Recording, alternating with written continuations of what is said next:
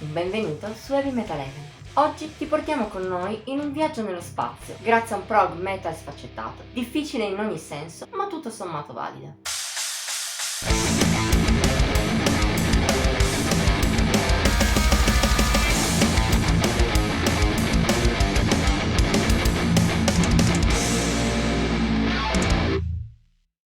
Difficile sotto ogni punto di vista. Volendo essere stringati, è così che si potrebbe descrivere Helios, secondo album degli Spheres. In primis, questa band francese lo è a livello musicale. Anche 100 ascolti non bastano per riuscire a penetrare le sue innumerevoli sfaccettature. Il che, tra l'altro, ha reso difficile anche per noi giudicarlo nella giusta maniera e, in parte, persino ad affibbiargli un'etichetta a livello di stile. Per volontà dichiarata dei transalpini, il loro è un suono pieno di contrasti. Di base è progressive metal, ma non del tipo più classico. A tratti ha un impatto più forte, con riff duri che ricordano groove, metalcore, gent o comunque il metal moderno. In più, gli Spheres non disdegnano elementi anche più estremi in termini sia vocali sia, a volte, musicali. Allo stesso tempo, però, Helios ha una spiccata attitudine atmosferica, creata dalle onnipresenti tastiere del masterman Jonathan Linot e dai tanti momenti espansi spaziali.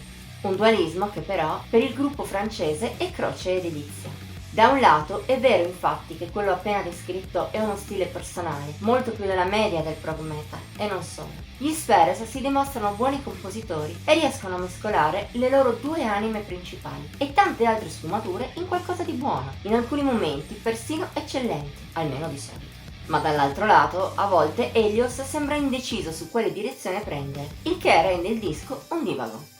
Lo è sia per quanto riguarda la scaletta nel suo complesso, sia all'interno di certe canzoni.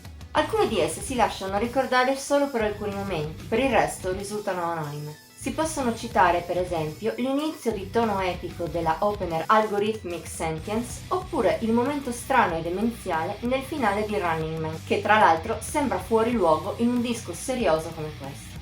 Per fortuna però Helios non manca di picchi ricordabili, come Pandemia e SES. La prima è una lunghissima suite capace di colpire sia in maniera rabbiosa, specie all'inizio, sia con l'emozione e la delicatezza di certi passaggi, per poi condensare entrambe le essenze in un finale che ricorda da lontano quello di Deliverance degli Opeth. Quasi il contrario della seconda. Breve e orecchiabile, potrebbe essere considerata il singolo ideale del disco, ma non per questo risulta banale, grazie a una vena post-metal più importante rispetto alla media della musica dei francesi, dove c'è giusto qualche influsso. La canzone più profonda e valida è però Spiritual Journey. Come indica in parte il titolo, sa essere molto intimista e piena di emozioni, ma senza che manchi energia, che a tratti colpisce con forza. Due componenti che qui gli Spheres uniscono alla perfezione in qualcosa di impatto assoluto. Insomma, la questione è difficile, come dicevamo all'inizio. Tra le varie, Helios è complicato anche da valutare in maniera congrua. Visto la qualità media di alto livello, ma anche scelte incomprensibili, chi ha scritto questa recensione ha fatto molta fatica.